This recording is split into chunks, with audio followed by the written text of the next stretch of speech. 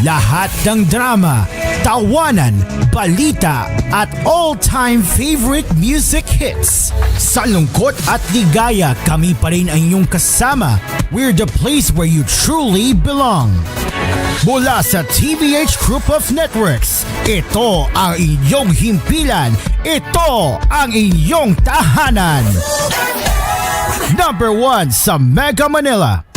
You are listening to Kool FM, live from Kool Studios. This is koolNews Primetime. Good evening, Luzon, Visayas, and Mindanao. This is koolNews Primetime. I am Cairo, and we are live on Kool FM and News Radio 93.1.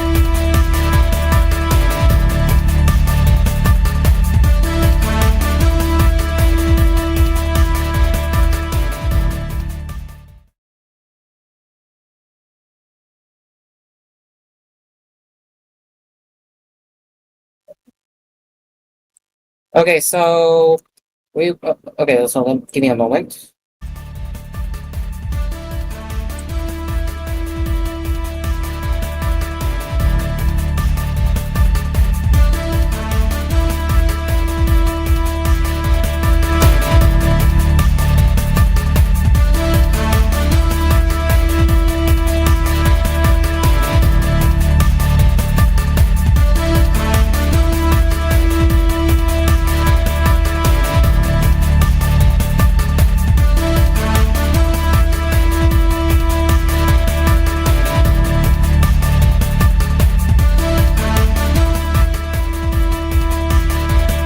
Okay, so let's begin with our first headlines. As the Philippines and China's provisional understanding regarding the Manila's rotation and resupply missions in Ayungin Shoal should be temporary and end soon, according to retired Supreme Court Senior Associate Justice Antonio Carpio.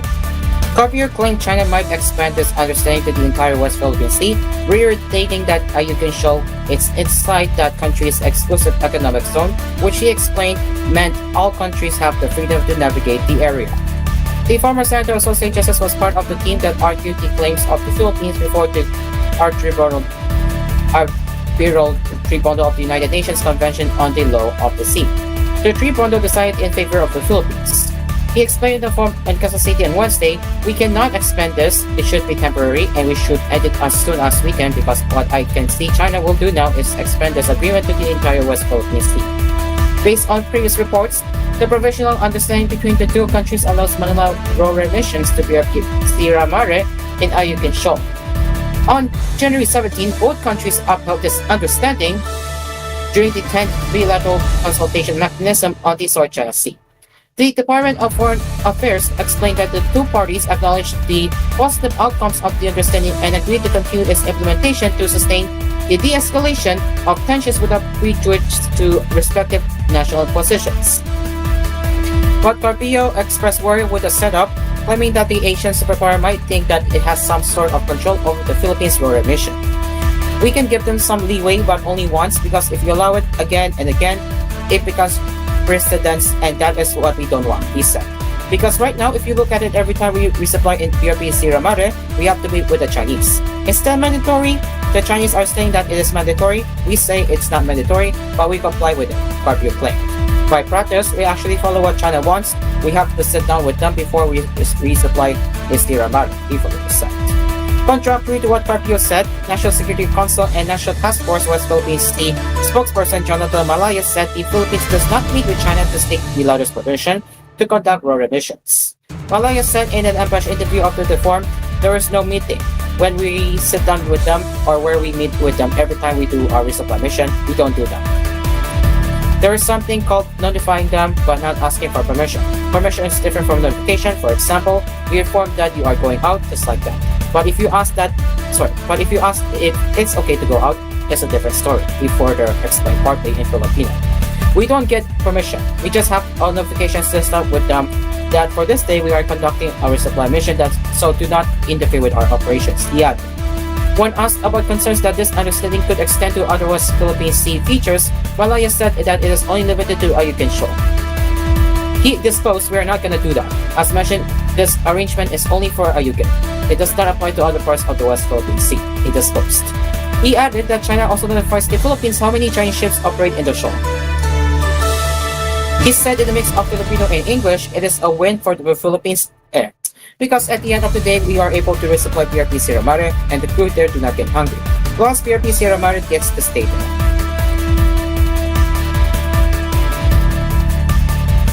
Meanwhile, the Department of Information and Communications Technology has deployed teams to monitor and reward disinformation, misinformation, and deepfakes ahead of the 2025 midterm elections, Secretary Ivan Uy said on Wednesday. The DICT chief said the agency would work with the Commission on Elections to either take down misleading content or inform the public about the safe information. He said during the Kapihan Manila Bay Forum on Wednesday, we have deployed people who will be scoring all the different social media sites and all the internet on possible misinformation, disinformation, deepfake, or AI-generated content and report them to us so that we can properly take action together with the public. He said during the Kapihan Manila Bay Forum on Wednesday. UI also encouraged the public to be vigilant and verify information before sharing it online to curb election-related misinformation. He said, don't believe everything you see, because today it's very difficult to discern technology, fiction from reality. Sometimes they say our image is indisputable proof of an event. Now it's not anymore, he added. UI cautioned against the rapid spread of false information through messaging apps like Viber. He said in Filipino, when an article comes out, it is immediately shared in popular groups, and people assume it's true, especially when it pretends to be from a legitimate news organization, but in reality, it's a fake news or misinformation source, he said in Filipino. The DICT chief also urged legitimate news organizations to uphold journalistic integrity and called out misinformation. Legitimate news organizations must police their own ranks and call out those who are misbehaving or not adhering to the ethical and professional standards of journalism, he said in Filipino. As the election period nears, UI reassured the public that the DICT would follow COMELEC's directives to ensure a secure and truthful information landscape. The COMELEC has full jurisdiction during the election period. We are deputized and act in accordance with the directives, he said in a mix of Filipino and English. On Tuesday, the COMELEC and social media platform TikTok signed a memorandum of understanding to strengthen efforts against election-related disinformation ahead of the May 2025 polls. COMELEC Chairperson George Erwin Garcia said the poll body sought TikTok's assistance in verifying the authenticity of election-related content on the platform. Garcia said in the press briefing on Tuesday, so that we can protect not only our candidates, not only our political parties, but most particularly the electorate in general, considering that the 2025 elections are definitely an offshoot of what will happen in the future, most especially the presidential and vice presidential elections.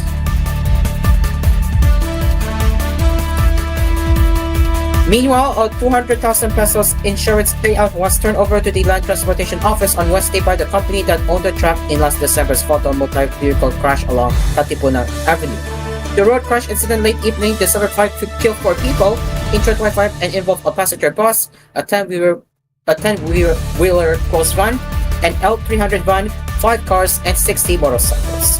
We will be using this insurance claim on top of the budget of Hermano to reach to the victims that we can extend our help, the legal counsel of the company explained Wednesday in the press conference with the LTO. The insurance claim is rather small, so we understand that. The company is pooling funds as well to at least reach out to the victims that approach us so that we can alleviate the net unnecessary expenses as a result of the accident, he added. Further, the company's representatives said they were still processing other insurance claims to fund additional aid for victims. LTO Chief Victor Mendoza said at the press conference to mark the turnover, we understand it's not enough. It's far from what we would want it to be. But any help that can be done will be most appreciated. In its investigation, the LTO found that the truck involved in the accident was unfit to be operated and ordered a 90-day preventive suspension on the registration of the truck. According to Mendoza, they were expecting 100,000 pesos from the compulsory motor vehicle insurance coverage, but an insurance commission memorandum effective last March raised the amount to 200,000 pesos. As for the polling results, 59% of Filipinos were satisfied with the administration of President Ferdinand Marcos Jr. according to a December 24 social weather station survey. This is 1% down from the 60% result found by the pollster last September. Results posted on Wednesday show that this satisfaction moved down by 1% percentage point from 24% in September to 23% in December. Meanwhile, undecided Filipinos increased by 2 percentage points from 15% to 17% in the same period. This meant that the Marcos administration's net satisfaction rating was positive 36 points in December, which is classified as good by the social order station, the same rating it attained in September. Respondents in Visayas had the highest satisfaction for the administration at 65%. On the other hand, those in Mindanao had the highest dissatisfaction at 31%. Prior results from the social order station showed that Marcos had a 51% satisfaction rating from Filipinos for his performance as president in December, which is a majority despite a 30-point dip from his score in September. The House of Representatives and the Senate scored 58 and 62% respectively in another SWS survey on Filipinos' satisfaction with Congress in December, likewise posting lower net satisfaction ratings compared to September, while still maintaining majority support. The survey on the administration was conducted from December 12 to 18. It had 2,160 respondents nationwide in face-to-face interviews on how satisfied or dissatisfied they were with the Marcos administration. It has a sampling margin of error of 2 positive points in national percentage points, 3 in Balas and Luzon, and 5 each for Metro Manila, the Visayas, and Mindanao. The survey results also showed the Marcos administration scored very good on net satisfaction ratings in terms of 5 activities and programs, which are helping victims of disasters with 65 points in December, which is up 3 points, improving the quality of children's education, which is 60 points, which is unchanged, helping the poor with 57 points in December, which is up by 6 points, creating policies which will generate job opportunities, which is 51 positive points, which is up by 7 points, and developing science and technology which is 51 points, up by 4 points.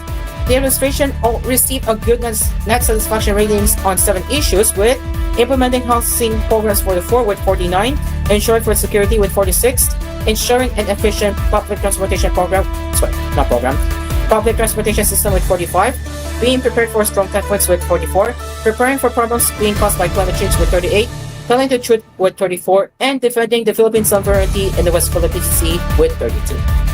Notably, the public's net satisfaction ratings toward almost all of these activities, referring to those that scored good, increased compared to the ratings recorded in September.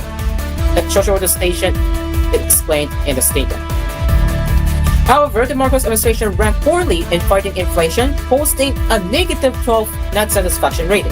The government was found moderate on ensuring that no family will ever be hungry and have nothing to eat, with a positive 26 points net satisfaction rating.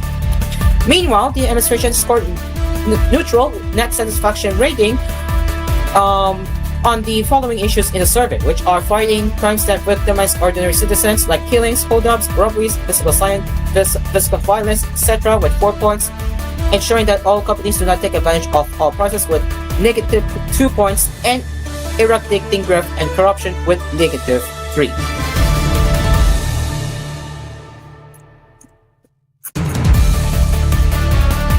And 8 senator candidates backed by President Ferdinand Marcos Jr. continue to lead in the latest social weather station survey commissioned by the TVH Group. The SWS survey was conducted from January 17 to 2025 through face-to-face interviews with 1,800 registered voters, with a positive 2.31% margin of error for national results. It asked registered voters nationwide whom they would most probably vote for as senator if the elections were held during the survey period. ACT-CIS Representative Erwin Tufo continues to lead the race with 45% of votes. He is followed by the former Senator Tito Soto in second place with 38%. In December, Soto ranked 5th with 31%. The biggest gainer in the latest survey is former Senator Lito Lapid, who jumped from 11th place in December 2024 to 4th place, solidifying his spot among the frontrunners. He is tied in the 3rd to 4th place with Senator Bongo, whose rating also increased by 5% since late last month. Senator Ping Longson also went up 2 spots from 7th place in December with 27% to 5th place this January 2025 with 35%, while broadcaster Ben Tufo retained his position in 6th place. Meanwhile, Senator Pia Katiana went down from 3rd to 4th place in December with 32% to 7th to 8th place this month with 33%. She is currently tied with former Senator Manny Pacquiao, who climbed 1 spot from 8th to 9th place last month. Makati Mayor Abby Binay went down from 10th place to 9th place, while Senator Bato de la Rosa gained ground, ranking 10th place with 30% from 12th to 14th place last month. Senator Bong Revilla fell down the hardest this month after falling 10 places from 2nd in December 2024 with 33% to 11th to 13th place in January 2025 with 29%. TV host Willie Mim likewise went down several notches from 8th to 9th place with 26% to 11th to 13th place in 1 month. Former Senator Kiko Pangilinan was able to enter the winning circle after his rating went up from 20% in December 2024 to 29% in January 2025. He is currently tied with Revilla and Ricamim in the 11th to 13th spot. On the other hand, Senator Amy Marcos dropped out of the top 12, slipping to 14th place with 28%, a notable decline from her previous standing among potential winners. koolNews Primetime will be taking a short break, so don't go anywhere. We will be right back.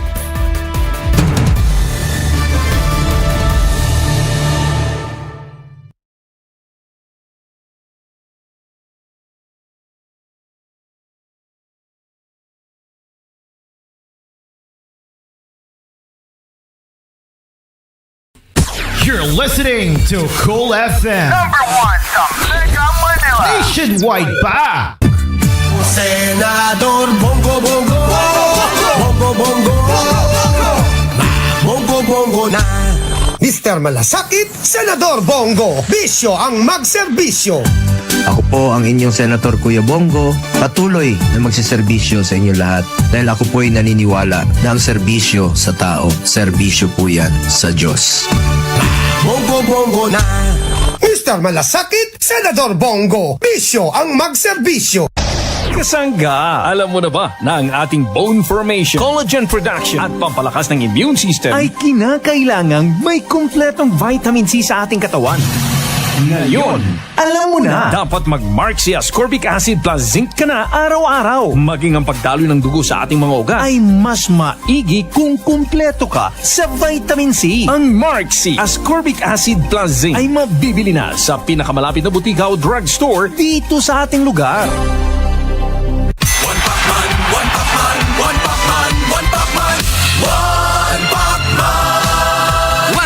Party List. Champion sa sports. Number 22 sa balota. 22 tayo. Mancha, mancha, mancha, ang daming labada. Sa unang babad pa lang, si Breeze nagtatanggal. Based on lab test mud and polyester, results may vary. Mancha, Breeze 3 washes back ka na. Kahit 3 times dami ng laba, Breeze 3 washes pack. Refers up to 3 wash loads, up to 18 to 20 pieces per wash. Breeze. Madalas nangangasim ang tiyan? Maaring acid yan. Pag may acid, Suprasid. Tandaan, ang United Home Suprasid. Unilab yan. Sodium bicarbonate is the generic name of United Home Suprasid. If symptoms persist, consult your doctor. Mindanao, Visayas at Luzon. Bawat problema, alni solusyon. Mga batas na para sa kabataan, centenarians, solo parent, PWD at marami pang iba. Kontra gutom at kontra korupsyon. Ako ang nagsusulong, kayo ang kampiyon. Senator Amy Marcos sa alni solusyon. This is a paid advertisement. Extra strong? Andito na ang Leon Extra Strong Beer. Bangis ng dating, bangis ng sarap, bangis ng kagat, at 7% ABV. This is Gerald Anderson for Leon Extra Strong Beer. Tikman ang bangis ng Leon. Bangis ng presyo, 47 pesos SRP for 500 ml at 95 pesos SRP for 1 liter. Drink responsibly. Hindi ka pa ba nagsasawa sa luma? Dapat, bago na. Ako po si Camille Villar. 2 dekada na akong tumutulong sa kabataan, edukasyon, negosyo. Bakit ba dapat may bago? Nagbago na ang pangangailangan natin. Ang liit ng kita, lalo sa probinsya. Scam sa cellphone. Kaya dapat bago ang pananaw. Aksyon, diskarte. Huwag tayo magpaiwan sa luma. Dapat may bago. Camille Villar. Bagong boses, bagong bukas. This is a paid advertisement by Fine Properties, Inc. Mama, daming time sa lahat ng gusto nyo. Mama, daming time. Champion detergent ang gamit ko. Champion na! Sa Champion Quick Wash Technology, less time sa lavada, more time sa pamilya. Tol, tol, tol! Tol, tol, tol! Tolentino! Tol ng bawat Pilipino! Tolentino! Tolentino, Senador.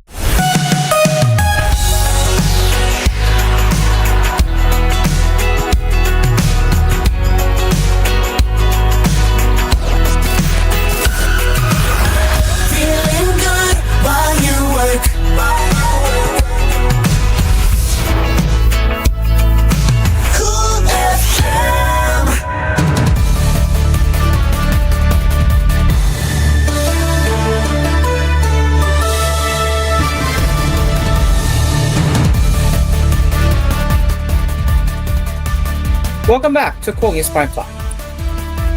Let's continue with the headlines. Massive illegal mining operations that lasted for mere months left scars deeper than its brief operations in Surigao City, leaving residents and farmers in the dust, or in their case, silt and mud. Known for its rich gold deposits, Surigao City and its village have long witnessed mining and quarrying as part of the livelihood of residents. But despite efforts to regulate these, illegal mining allegedly operated by Chinese nationals continues to work both on the environment of the city, with the damage uncertain if still repairable. The alleged Chinese-operated mines in Barangay Mabini began only in February 2024 and quickly expanded into its neighboring Barangay Maay by September. With the massive operations, local authorities discovered that the mining was being operated without permits. Following intervention by the Mines and Geoscience Bureau, the Maay site was shut down in October and then the bigger one in Mabini in December. Despite operating for only a few months, the combined effects of the mining were catastrophic. According to Barangay Maay Captain Norberto Bruzon, the Mabini operation worsened flooding in the low-lying village. Bruzon said in an interview with Nicorn.net in Filipino, a mix of Tagalog and Surigao Noon, the Mabini mining site is higher in elevation, so whether there's heavy rain, all the mud had still flowed down to us. We always inspected the mining sites when it was still operating, but the operators just claimed they were processing their permits, he added.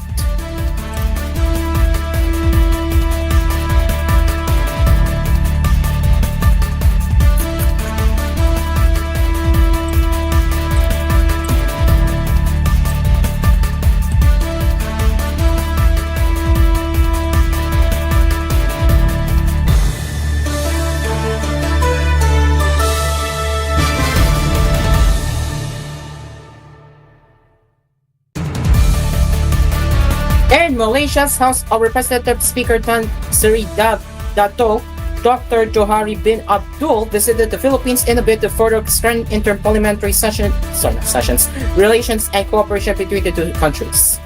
In a statement, House Speaker Martin Romualdez expressed his gratitude to his Malaysian counterpart, whom he met with on Tuesday.